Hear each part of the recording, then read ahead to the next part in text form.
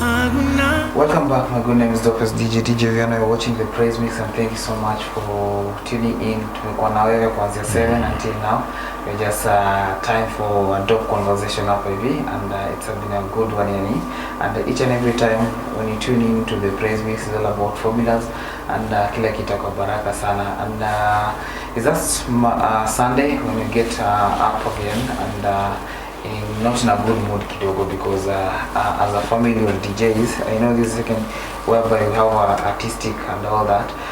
The family of DJs, we like kidogo DJ Kroba alipoteza the wife and now kidogo tumekuwa kwa that mood, low mood kidogo, but we pray for him and the family as in God come through na kila kitu kwa baraka sana and we can bump back again and just continue with our gaming of interacting with music hapa na pale and have a different conversation. But that on aside, I'm having a very amazing man of God in the building and he's ready. Ako hapa hivi for the first time on the Praise Mix. Allow me to just impishe aweze kuwajulisha ni nani and then you can catch up from there. Karibu.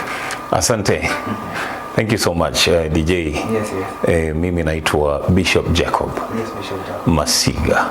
Yes. Nimeokoka na mpenda Yesu. Asante kwa leo kunifikisha katika studio hizi. Nimefurahi sana. Wow. Thank you. Tukianza tu Bishop Jacob anatoka wapi? Mimi kuzaliwa ni mzaliwa wa Kakamega. Wazazi wangu walikuwa wanakaa pale Kakamega wakifanya biashara na nikazaliwa pale. Lakini originally walitoka Busia.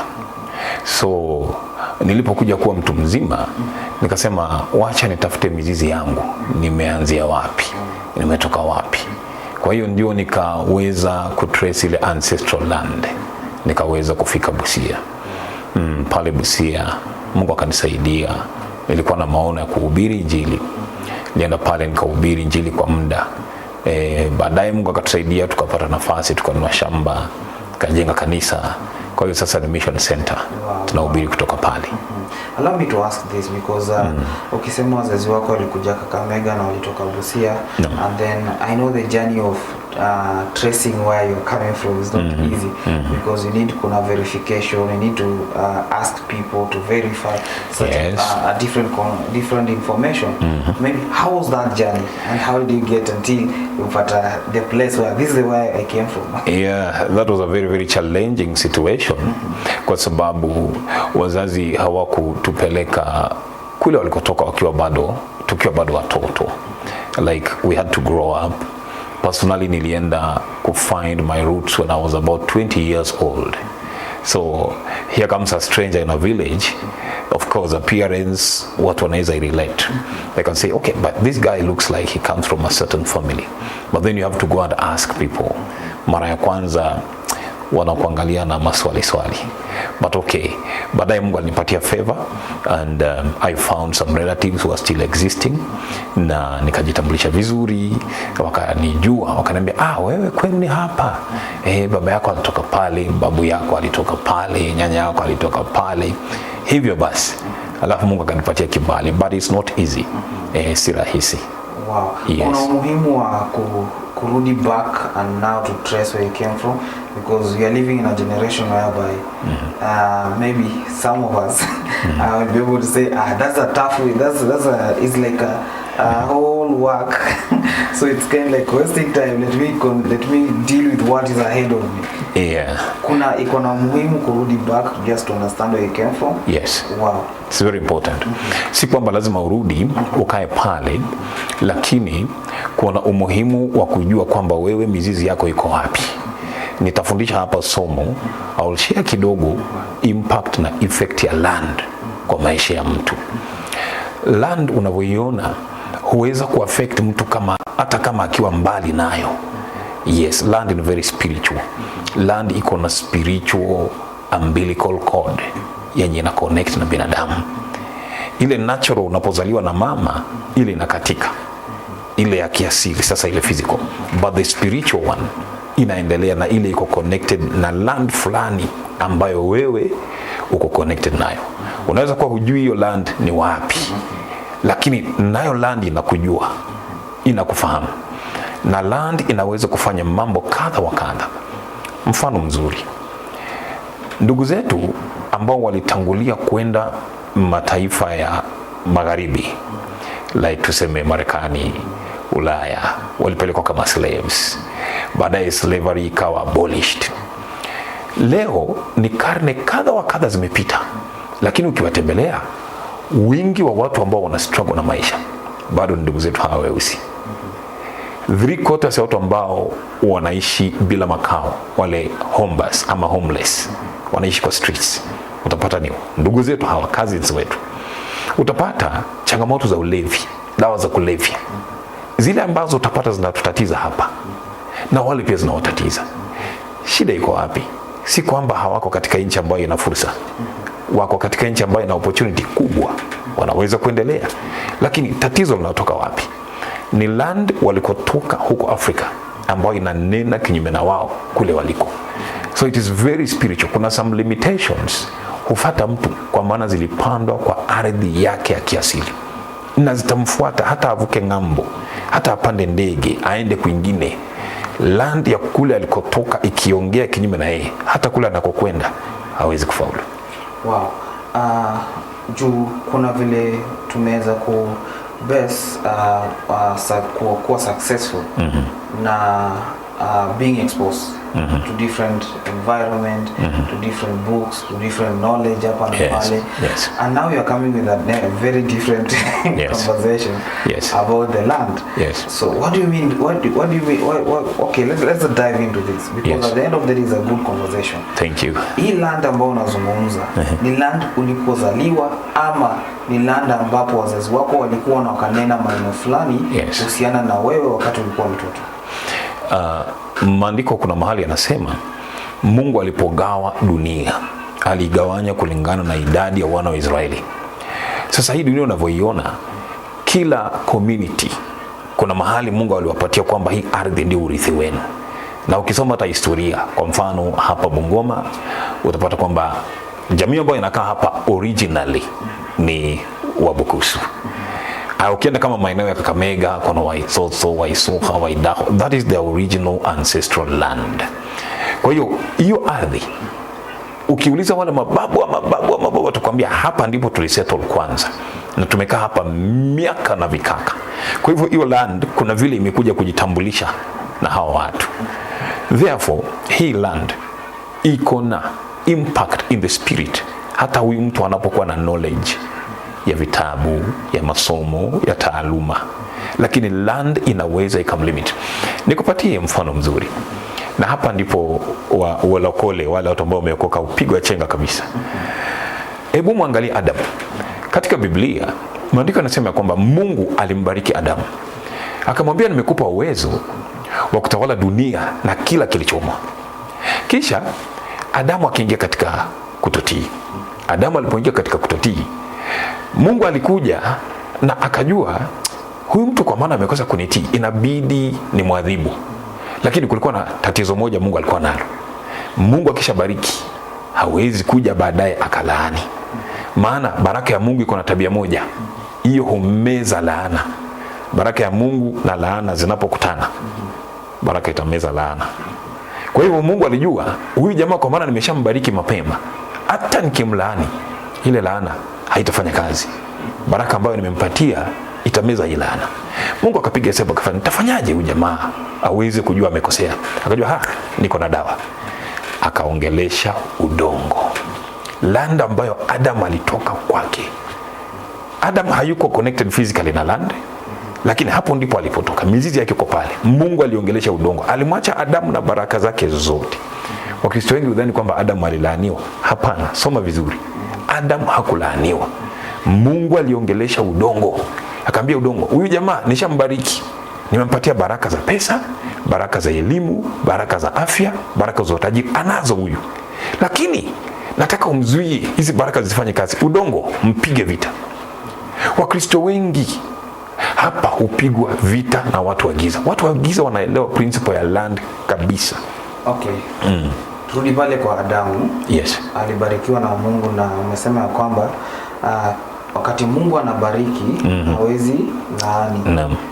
Na Mungu alizungumza kivipi na udongo? Naam.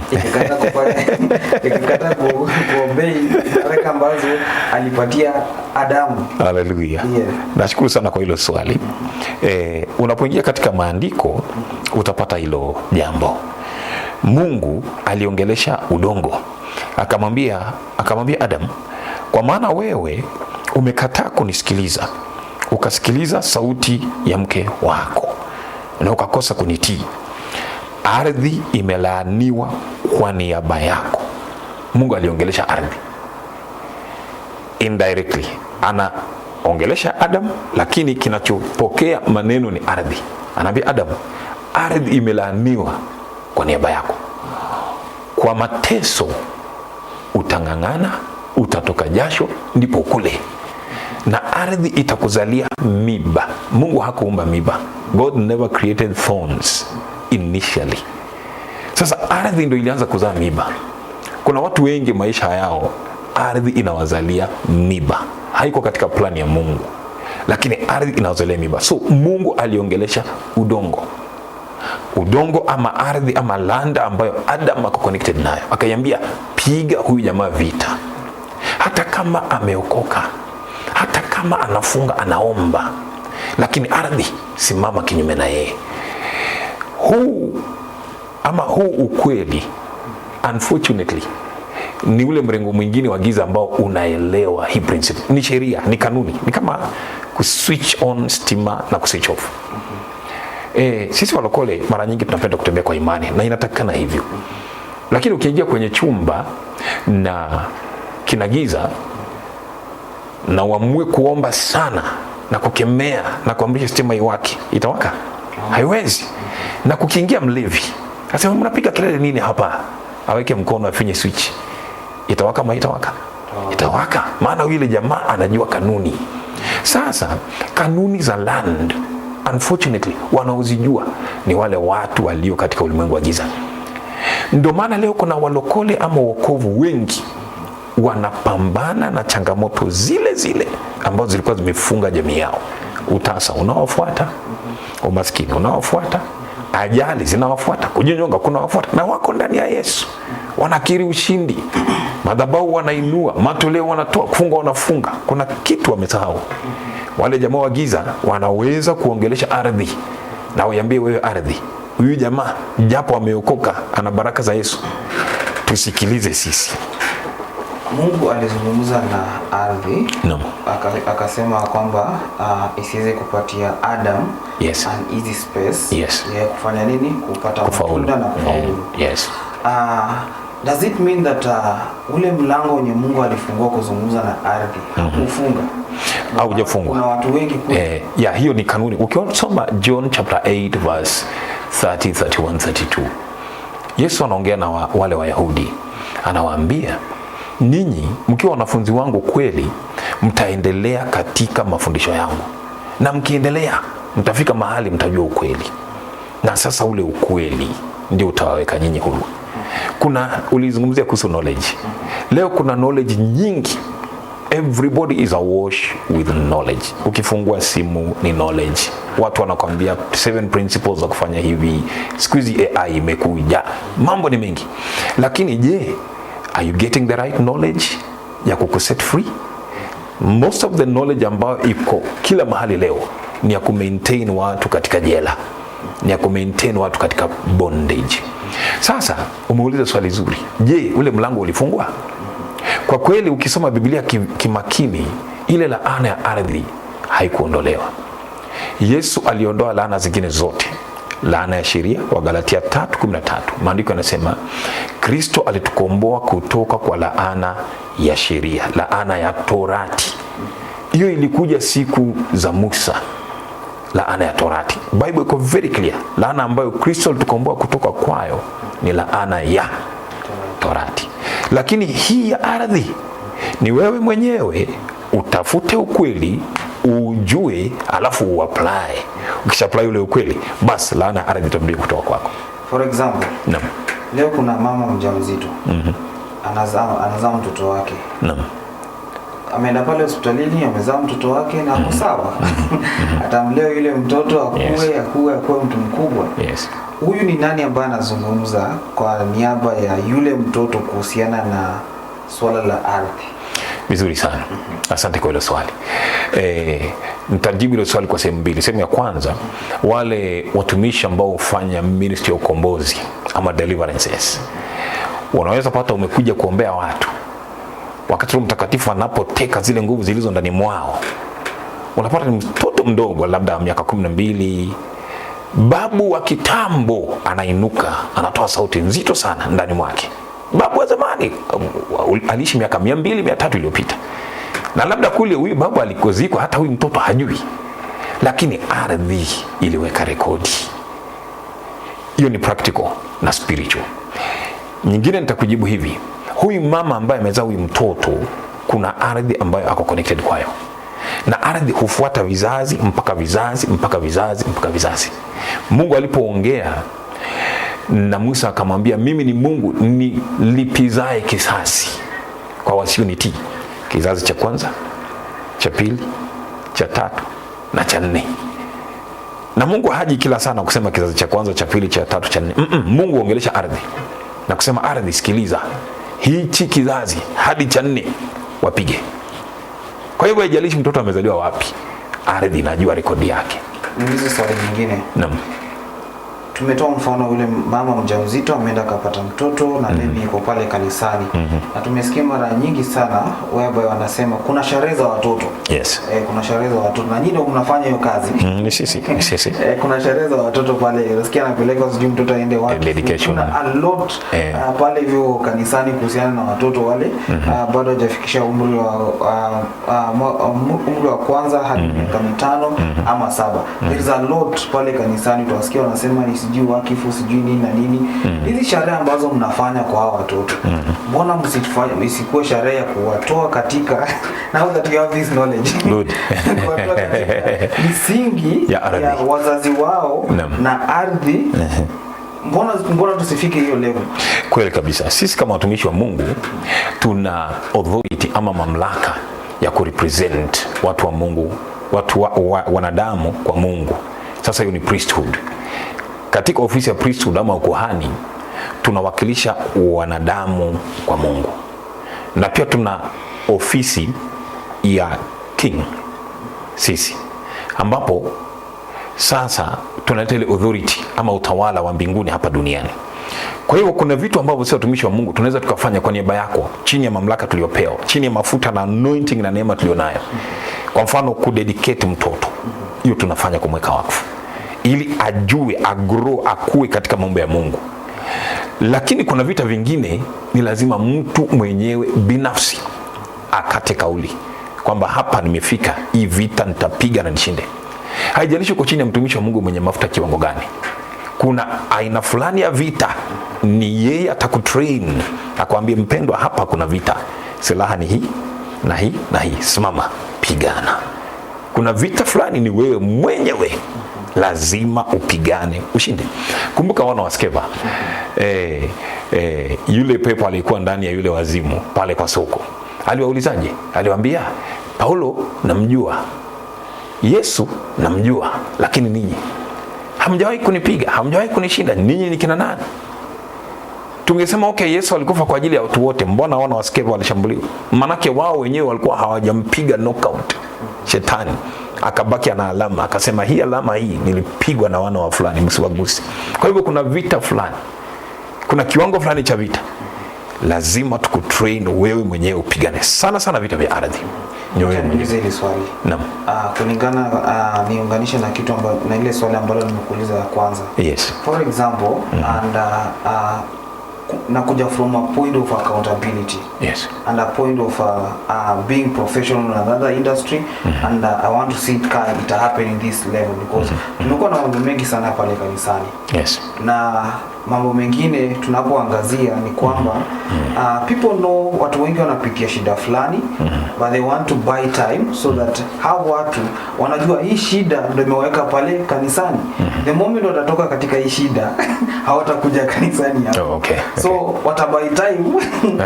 Ndio mchungaji anajua hii ni ukweli, huyu mtu ako na shida 1 2 3 and I know how to solve this problem.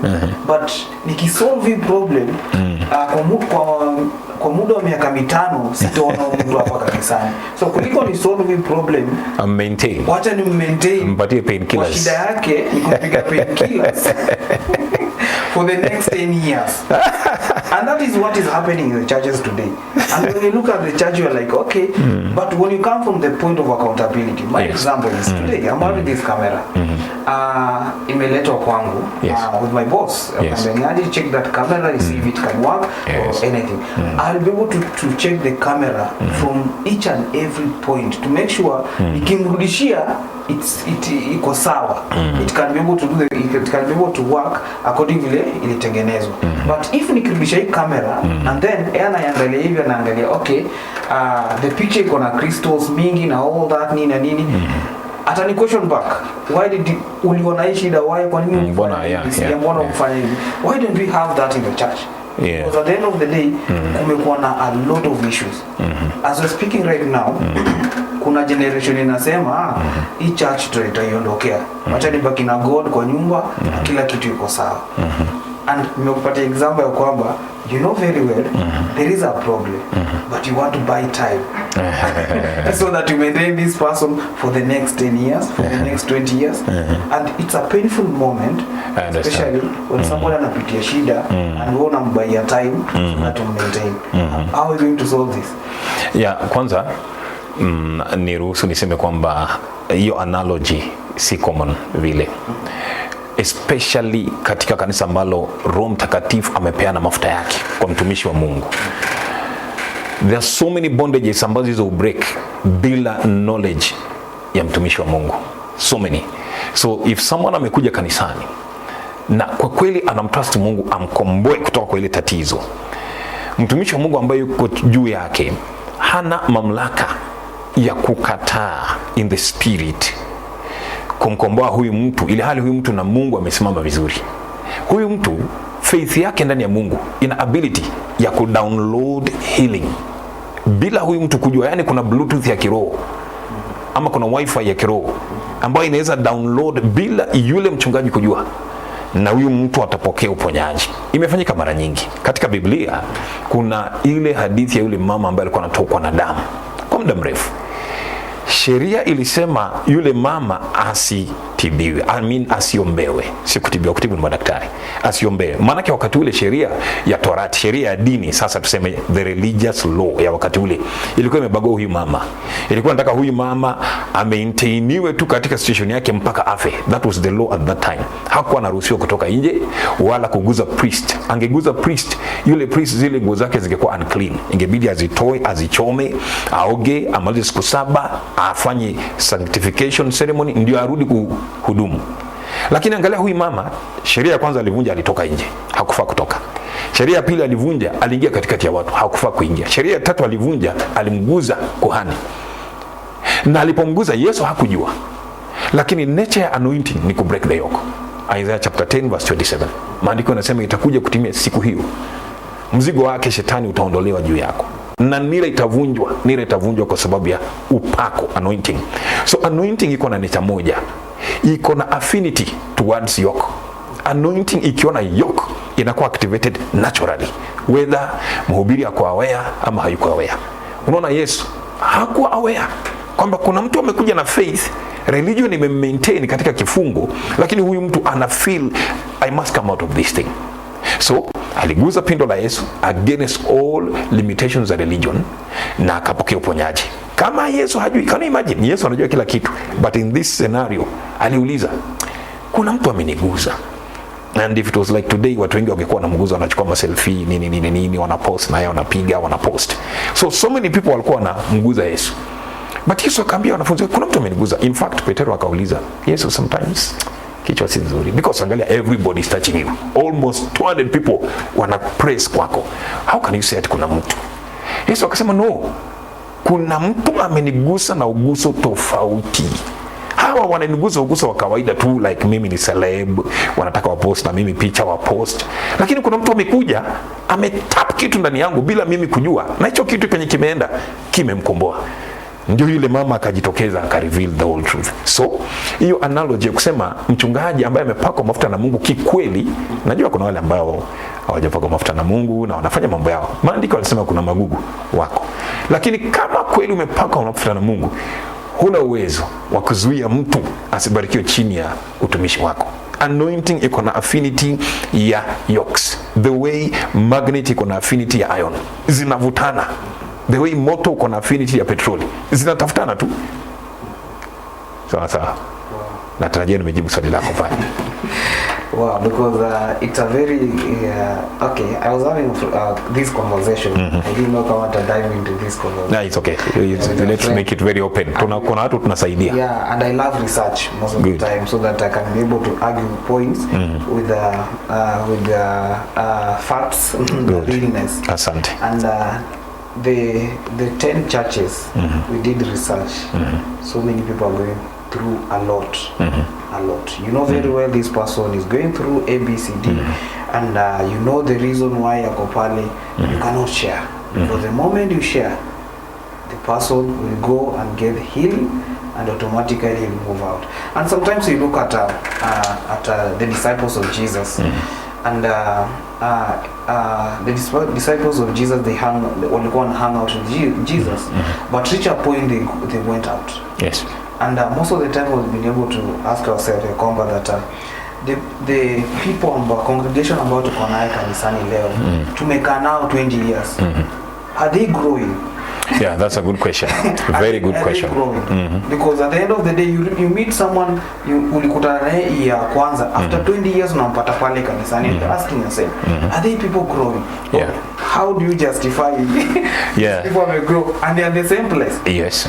Okay. Yes. Yeah, so wacha niguzie kidogo. Kwanza ni pambanue vizuri ile analogy ulikuwa unaleta kwamba wachungaji wanaweza maintain mtu kanisani anapewa painkillers ili akae pale asimuondoke. Now, hiyo ni kinyume kabisa na jinsi ambavyo kanisa la Kristo linapopaswa kukua. The way kanisa la Kristo linapaswa kukua. Do you agree it is there? For now, I may not say yes. Reason is this: my experience, the scripture and my experience is in a very diametric view on that. Reason is this: nimekupatia scripture, what happened when Christ himself was there. Reason ya pili, personally nimeona ikifanyika mara nyingi sana. There was a day nilikuwa nahubiri hapa Seaport. Nilikuwa tukuhubiri na nikawa nimeketi kwa madhabahu kama hapa, na kulikuwa na watoto. Nakumbuka walikuwa na watoto walikuwa naimba, alafu kuna mmoja alikuwa kama miaka 8 hivi. Amesimama pale, mimi niko hapa sijaanza kuhubiri. Kidogo nikaona yule mtoto, wakati wenzake wamesimama, nikaona yeye ameanguka chini. Alianguka tu, si ati kuanguka kifafani, lakini najua ni nguvu za Mungu zimemweka chini. Na hatujaanza kuomba. Akaketi pale, sikumwombea. Baadaye akaamka. Baada ya ibada ndio ushuhuda ukakuja. Mama yake akaja akasema huyu mtoto tangu azaliwe huwa na asma, kifua kinafungana mpaka lazima pressure ile spray itafutwe, apigwe spray ndio kifunguke, na akipumua unasikia inawizi. Lakini tangu anguke chini akainuka, wheezing iliisha, mtoto mwenyewe akawa anasema kifua kweli kiko sawa sawa. Baada kama majuma mawili hakuna dalili. Alipoenda kwa daktari kuangaliwa, hakuna ugonjwa kabisa. Sasa angalia, mimi siko aware, hata siko nimefika mahali pa kuhubiri, lakini mafuta ambayo Mungu ameniweka yalifanya kazi automatically. Huwezi kuyazuia. Mafuta yanatafuta yoke ilipo yenyewe tu na yanavunja. Hata hivi kuna watu wananitazama, mafuta yanafanya kazi kwao kupitia tu kunitazama kwa television. Inategemea kama mtumishi amepakwa mafuta kiukweli na Mungu, ama amejituma mwenyewe kwa hii kazi, ama ametumwa na mwingine. Haya mambo matatu yako, that's the painful reality. Ama ni religion, manake dini, just like wakati wa Yesu, huyu mama ambaye alikuwa anatoka damu miaka 12, ni dini ilikuwa imemlimit katika ile shida. Another example, kuna wakati Yesu alikuwa katika hekalu siku ya Sabato, alikuwa na mama ambaye alikuwa na hump kabisa, na Watu wa dini wakaangalia kama Yesu atamponya, hawakutaka aponywe, maana wao kufuata dini ni muhimu kuliko ku-release watu na kuwa free kutoka burden zao. So Yesu akamuita, akaweka mkono, mama kanyoka. Vita vikaanza kinyume na Yesu. Dini mara nyingi ndio hulimit watu katika mateso. Inataka watu waendelee na conformity ya regulations zao, lakini kwa free waje kwa Yesu haiko. Sasa kanisa la Yesu lenyewe, the real church of Christ, lina thrive kwa testimonies, kwa miracles, lina thrive kwa neno la mdomo, word of mouth. Nilikuwa hivi, nikaja hapa, nikaombewa, nimepona. Ushuhuda ni huu. Utapata 10 more people ambao watakuja. Hata huyu sasa akiondoka, kwa mfano kuna watu tumewaombea walikuwa waende ng'ambo na wamekwama hapa Kenya muda mrefu. Tuliombea milango yao ikafunguka wakaenda ng'ambo. Hatungelia na kusema hawa tusiombea wakaenda ng'ambo maana wakienda idadi itapungua, hapana. Wanapokwenda tena wanakuwa faida sana kwetu, maana wanashuhudia watu wengine na tena wanasupport kazi ya Mungu. Kwa hivyo kuliko na mafuta ya Yesu ya kiukweli kabisa, mtu amepaka mafuta na Mungu hawezi kuzuilia mafuta yasimkomboe mtu. Haya, kuhusu growth iko na kanuni kadha. There are several principles zenye zina inform growth ya mtu. One, ilile neno analolishwa na mchungaji has a certain percentage. Two, yeye mwenyewe analipokea vipi lile neno. Wakristo wengi over 80% hupokea tu neno ambalo wanafundishwa na mchungaji, na wakiondoka wanasahau, wanarudia maisha yao ya kawaida. Such Christians will never grow, hata wakiwa chini ya Yesu mwenyewe. Good example, angalia huduma ya Yesu. Wale 11 they grew, walienda kuhubiri dunia yote. Machas walikuwa martyred, but kulikuwa na jamaa moja, yeye kazi yake ilikuwa ni pickpocket, ni kutafuta zimekaa wapi penye watu hawajaweka vizuri awekee vizuri. Sisemi anaiba, anawekea vizuri. Hata hii sadaka ya Yesu, jamaa alisema mimi ndio nitakuwa treasurer, ndio haya anachomoa pale zake. Unataka kuniambia Yesu hakujua jamaa anachomoa? Na Yesu alikuwa anajua kila kitu. Alijua. Huyu jamaa mwishowe alifanya nini? Alimsaliti Yesu. So shida haikuwa kwamba si anointing iko, anointing ilikuwa.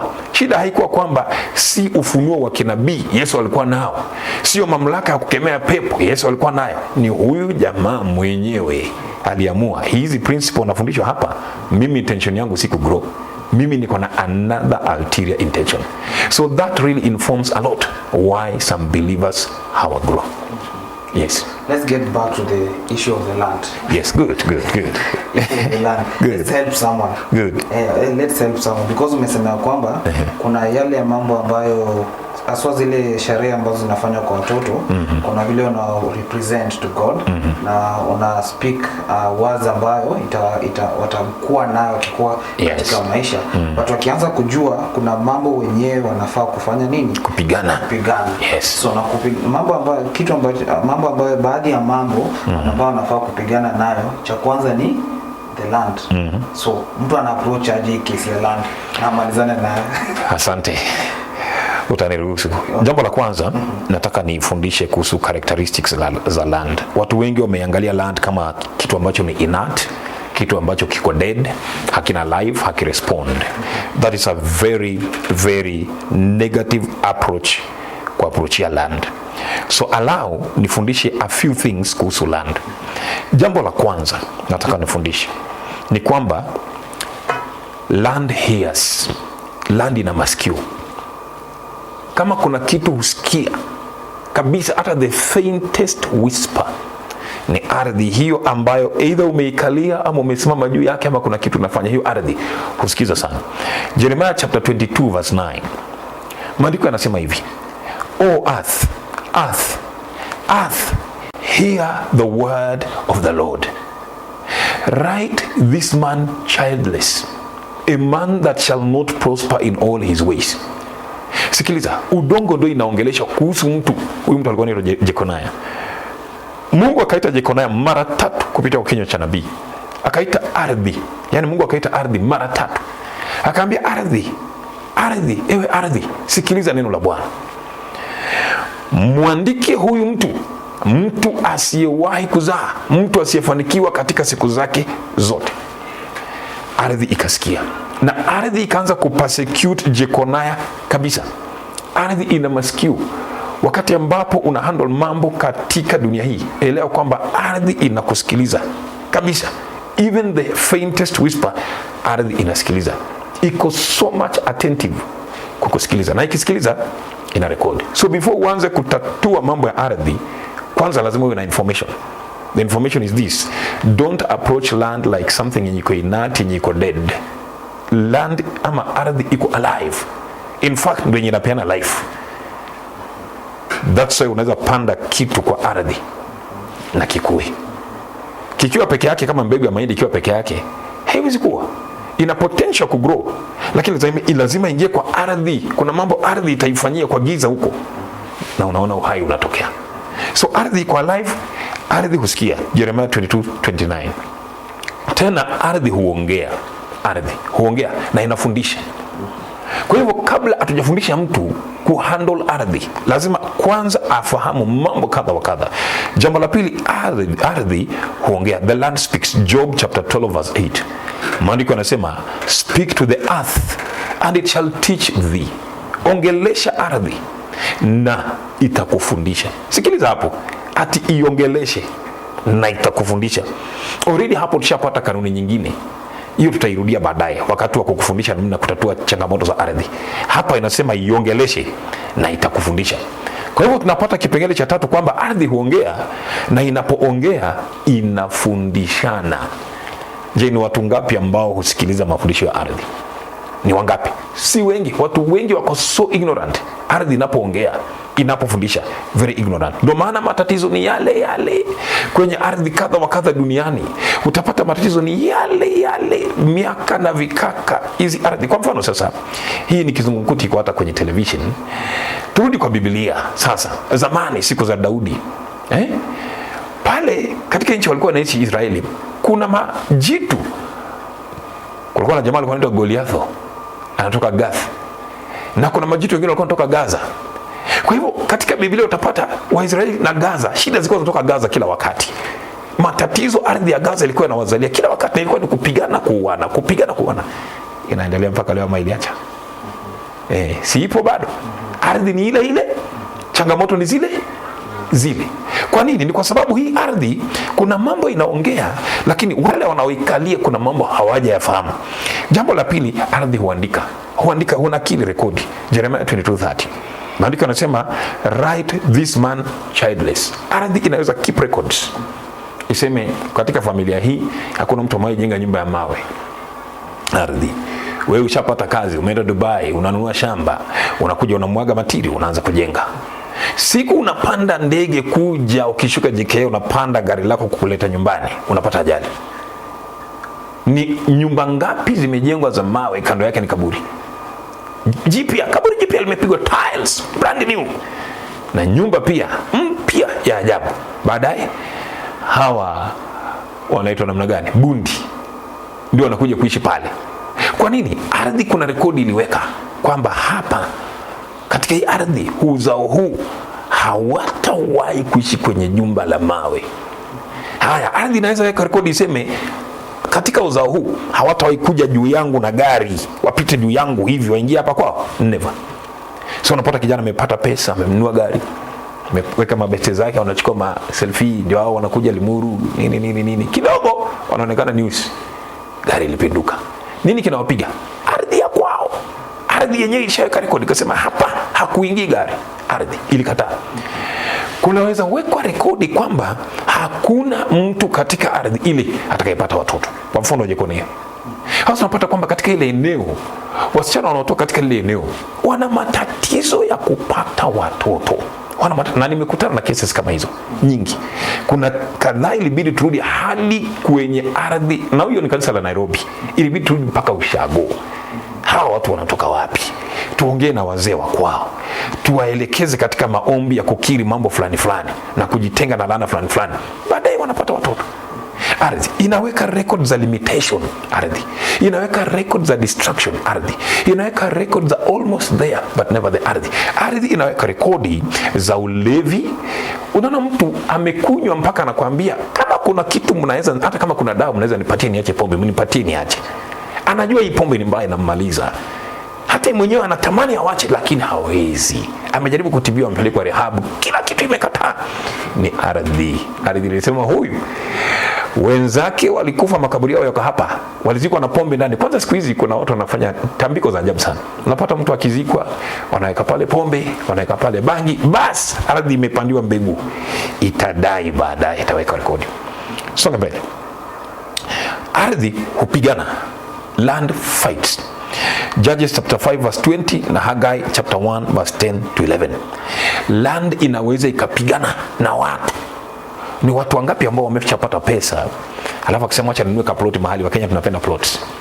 Akinunua plot anachaikuwa na hii case. Akishanunua plot, the moment wanafanya ile mambo ya agreement na nini anaweka down payment kidogo. Akirudi kazini, mmoja alipigwa na paralysis. Siku alikuja kuangalia shamba hivi. Kutoka kwa hiyo shamba paralysis side moja. Magonjwa yakaanzana na yeye. Zile pesa ilikuwa amalizie ile ardhi, ziliishia kwa matibabu. Ni ardhi ilimpiga ikasema, mimi ardhi ya ukoo fulani, hata ulipe pesa kwa hiyo ukoo, sitakubali wewe uni own. So how do you break this? Kidogo good. Wacha kulete kwanza nisaidie mtu aelewe mambo kadhaa, alafu sasa nimfundishe vile ata break. Jambo lingine ni kwamba land cries. Ardhi inaweza ikapiga nduru kinyume na watu. Ikapiga nduru kabisa ikisema hawa si wataki. Ardhi yenyewe inapiga nduru kabisa. Another point, ardhi humeza. Inaweza meza kabisa wakazi wanaokaa juu yake ardhi. Na nyinyi mimi nitawameza tu, si mmekataa. Inawameza, it swallows. Ardhi inaweza meza hata baraka zenu. Ardhi inaweza meza pesa. Unamwaga material kila kitu. Unaweza mwaga lori 2, lori 3. Ile kazi inafanyika ni ya lori 1. Ulimwaga lori 3. Na kweli zilimwaga, hazijaibwa, lakini progress ya lori 1. Ardhi ina meza, my friend. Haya. Ardhi inaweza kulaaniwa. Genesis chapter 3 verse 17. Sasa umeuliza tuna break namna gani? Jambo la kwanza, wacha niseme kwamba wale watu ambao wanapenda fast foods, hii si yao. Yani namaanisha quick solutions, quick fixes. Piga sana haraka hii mambo hichi. Usikuje na mtazamo kama huo unapokuja kudeal na ardhi. Usikuje kwamba hii ni quick fix. Nifinya hapa, bonyeza hapa, weka hii password, pin, download, apply. Kisha bwana, ardhi ina mtaratara. Maana angalia, ardhi ni mzee kuliko sisi wote. Ardhi ni mzee kuliko sisi wote. In fact, ardhi nadhani iko kwako na Mungu. Maana hakuna mali imeandikwa and God said let there be land. Hakuna. Inasema tu na Mungu akasema maji yagawanyike, ardhi ionekane. Sasa jiulize, hii ardhi ilitoka wapi? Sasa kabla hujaanza kupambana na mambo ya ardhi, so when you're dealing with the land, face it as a person. Kabisa. Na face kama mtu ambaye anakujua wewe kuliko vile unamfahamu. Anakujua kabisa historia yako, babu zako, baba zako. You need to address God, Jesus, yes, and then land. Yes, let's go slowly. Tuende pole pole. Nimetaka kwanza nilete uzito wa hili swala, maana watu wengi wanalichukulia kimchezo. Ndio nimetaka nisisitize kabisa uzito wa hili swala. Hebu nenda leo katika judiciary, waulize cases ambazo zinapenda kulinga na za muda mrefu ni cases za vitengo gani? Ni cases za crime? Ni cases za conmen?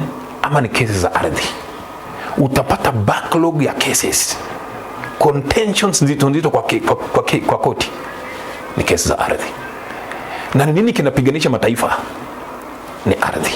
Juzi Trump alikuwa anaongea mambo ya Greenland. Anatafuta nini? Ardhi. Ndugu zetu wa Israeli na Gaza, ni nini inatafutwa? Ni ardhi. Labda hata wewe hapo uko na jirani yako mmeshapelekana kotini, mpaka huyu amesongeza na wewe unasema si hapa.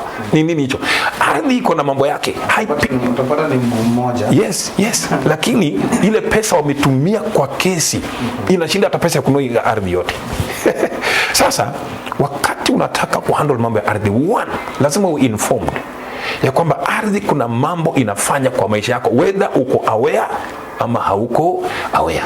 Inaweza fanya mambo kwa individual, inaweza fanya mambo kwa family, inaweza fanya mambo kwa community, inaweza fanya mambo kwa nation, inaweza fanya mambo kwa continent. Sawa. Nikurudishe kidogo kwa continent. Juzi tulikuwa na COVID. Hasa ukikuja na mtazamo wa ardhi, sometimes ardhi umeza. Wakati COVID ilikuja, watu ambao walipigwa na COVID sana si Afrika. Ni haya mataifa ya ndugu zetu ambao wanasema wako na afya nzuri na mikakati ndio walikufa kweli kweli. Hebu rudi miaka 100, miaka 200, almost the same timeline katika historia, utapata kulikuwa na magonjwa yalikuwa yanatokea katika mataifa yale yale na ardhi ilikuwa ina meza watu. Sasa hiyo season inapofika, ardhi inasema hii season mimi nakulaga kitu fulani, mnipatie, inaleta magonjwa. Kulikuwa na plague, kulikuwa na sijui fever. Soma historia, ulisema unafanya research, utapata yale mambo. Miaka 200, miaka huko Europa watu walikuwa wanapangwa maiti nje. Angalia after 200 years the same timeline, COVID. Sisi haikutupiga maana ardhi yetu haina mambo kama yale, lakini wao iliwapiga maana ni ardhi ilikuwa inadai vitu fulani. Sasa unapotaka kutotoa hili jambo, kwanza lazima uwe chini ya ukuhani wenye mamlaka, priesthood yenye kuna authority. Na priesthood iko mara 3. Priesthood ya kwanza ni ya Yesu Kristo. Yeye ndio high priest wetu sisi wote. So lazima kwanza uwe umeokoka. Ndio maana Yesu alimwambia Nikodemo, you must be born again. Watu wengi udhani salvation ni ya kuenda mbinguni, ni ya kuacha dhambi, kuacha ulevi. No, salvation ni ya kukufanya uweze kuishi hii dunia kama vile Mungu alikuwa anataka Adam aishi before Adam aingie kwa dhambi, with all those blessings and that authority. That's the purpose of salvation. Kwanza, submit under priesthood ya Christ, okoka kabisa. Namba 2, priesthood ya pili itakuja, submit chini ya mchungaji ambaye ni priest wako mwenye ana authority in the spirit na ana ufahamu wa haya mambo. Kama priest wako haya mambo hayaelewi, hata kufundisha na utabaki umefungwa. Namba 3, elewa kwamba wewe mwenyewe ni priest. Hizi priesthood 3 zinashindana katika mamlaka. The highest priest ni Christ Jesus, amekuja na order ya Melchizedek. Alafu sisi sasa wachungaji tumepewa neema ya kuwa kings na priests, tuna mafuta. Namba 3, wewe mwenyewe kuna an anointing in you ambayo lazima sasa uiactivate na uanze kufanya mambo. Jambo la kwanza, priesthood, muhimu sana. Jambo la pili, ukitaka kudili na ardhi, fanya research. Wewe ni wa wapi? Hakuna squatter ambaye haitanishi na ardhi fulani. Kila squatter ama IDP akifuata mizizi ya mababu na mababu atapata wazazi wangu walitoka eneo fulani. Fanya research. Nenda pale, kaa na wazee wa zamani, ongea na wao, pata historia ya pale mahali, find out watu ndipo wafaulu katika ardhi hii, wao hufanya nini na ni nini huzuia watu wasifaulu, ni nini huleta premature death, ni nini huzuia watu wasizae, kwa nini watu hawajajenga. Kuna maeneo ukienda watu hawajajenga, na si kwamba hawana pesa, wanazo, ni ardhi imekataa. Fanya research. Mimi na makanisa Nairobi, kuna maeneo Nairobi hiyo ama hizo cities, sana sana huku maeneo ambao watu wanakomboa nyumba, kuna maeneo ukienda watu ni cancers na wapiga. Utaambiwa namba fulani nyumba fulani cancer, ako hospitali, namba fulani ameenda ngambo cancer, namba fulani ako na cancer chemo. Ni ardhi ya lile eneo ndio inazaa hizi vitu. Kuna maeneo mengine ni uhalifu hali ya juu, hata vyombo vya sheria vimejaribu. Kuna eneo ambalo nilipoenda kuweka kanisa, ni Mungu alinituma, lilikuwa na uhalifu hali ya juu, na uzuri tulikuwa tunafanya kazi na vyombo vya sheria, na walikuwa wananiambia, mchungaji, lile eneo linasumbua, peleka injili pale. Wananituma mimi, napeleka injili, na wafundisha, tunaomba, tunafanya mambo kadha wa kadha. Sasa fanya research. La kwanza, okoka, submit chini ya mchungaji ambaye ana ufahamu huu. La pili, fanya research, kuwa na information ya kutosha kuhusu land. Get as much information on your land as possible. Hata kama iliuzwa, bora mababu zako walizikwa pale, find out hii land ilikuwa na limitations gani. Ukisha gather information yote, sasa ndo kazi inataka kuanza. Na si kazi ya siku moja, ni ya muda. Kwa hivyo hii ni mbio za masafa marefu, sio 100 meters. Ukitoka na 100 meters utachokea hapa. Hii unatoka kama watu wa kwenu vile wanakimbia. Wakati risasi inapiga taa, wakianza mbio nadhani ni kutembea wanatembea. Sisi tunatoka mbio sana, tunachokea hapa. Unaona? So ukishapata information yote, jambo la kwanza, husisha your priest. Ongea na mchungaji wako. Hata wakati unaenda kufanya research, ongea na mchungaji wako. Maana unaweza enda kwanza kufanya research na ile ardhi kupige. iseme alikuwa ametoroka amerudi, tumpige. Ushaona? Kuna ardhi fulani ambayo naikumbuka, kuna familia fulani ilikuwa imeuza kwa njia si nzuri, kwa njia ambayo si nzuri. Sasa yule ambaye aliuza ile ardhi alikuja kuitembelea. Alipokuja kuitembelea akaiangalia, akaongea na wazee wa pale na akaondoka. Kuondoka tu kwa ile ardhi, kichwa kikaanza kumgonga. Kichwa. Aliporudi kwake akalazwa, alifariki. 2 weeks alienda. Nini kilimpiga? Ardhi. So ukishafanya research, usisha mchungaji wako, mweleze kwetu ni hapa, nilitoka kwa ardhi hii, kwa ukoo huu, faida za kuishi kwa hii ardhi ni hizi, disadvantage za kuishi kwa hii ardhi ni hizi, na maisha yangu yanaonyesha dalili hizi na hizi na hizi na hizi, na mwanze kazi ya maombi. Ardhi inafungiwa na kuombewa, na kila unapofungua unaitolea. Hapo ndo Wakristo wengi upoteza, hawataki kutolea ardhi. Lazima uitolee ardhi, sio kafara ya kuchinja. Matoleo tu unaleta kanisani. Unaweza nunua loudspeaker ulete kanisani, unaweza nunua amplifier ulete kanisani, na kila mtakapokuwa mkifungua maombi yenu, kuna ushindi mtaanza kupata. Viwango. Mungu aliongelesha wana Israeli akawaambia, sitaondoa adui zenu mara moja kwenye ardhi yenu, maana nikiwaondoa mara moja, wanyama mwitu watakuwa wengi wawashinde. Kwa hivyo nitakuwa na wapatia neema, mna develop capacity. Mkisha develop capacity to a certain stage, na wa expand. Ndivyo ilivyo na ardhi. Mungu atakuwezesha kudevelop capacity ya kuretain zile gains umemake, alafu anakupea victory tena, hivyo mpaka ushindi upatikane. Unajua time yetu imeenda tu sana. Okay. Singeweza kumaliza singependa kumaliza show. Yes. Because umetouch something ambayo kidogo wengi wanapitia. Kweli. Na wengi tunafanya kazi katika urban sectors. Yes. And these urban sectors, those houses we are living sina mambo. Si zetu. Kweli. So maybe a pick one. Yes. Maybe to help a friend, yes, or to help a brother or a sister. Yule ambayo maybe ametoka sehemu fulani, amekuja eneo fulani, ameingia kwa nyumba fulani and all that. Juu haunanga time ya kufanya research. That's true. Kazi mahali fulani, you think about reporting, you think about shifting your things there. Yes. You think about comfortability, so that you get well job uingiane. So umtu and I know many of the people, most of the people who are watching this show right yes, now, tuko hapo na hajaifanya research about zile building, hajaifanya research about the owner of the building, yes, and all that. So anaweza jisaidia hapo. Sasa ndo priesthood inaingia hapo. Priesthood inaingia. Nimewahi kuwa katika situation kama hiyo. Niliwaingia katika nyumba ya kukodi, na nilipoingia pale nikawa ni mtu wa maombi, fellowships kila saa, naleta wa Kristo, tunaomba. Mwenye nyumba alinikujia akaniambia, mhubiri, rent yako ndio hii, deposit yako ndio hii, chenye nataka ni uniondokee. Na nimekosa nini? Ndio nimeingia. Akasema, bwana wewe fanya nini? Ondoka.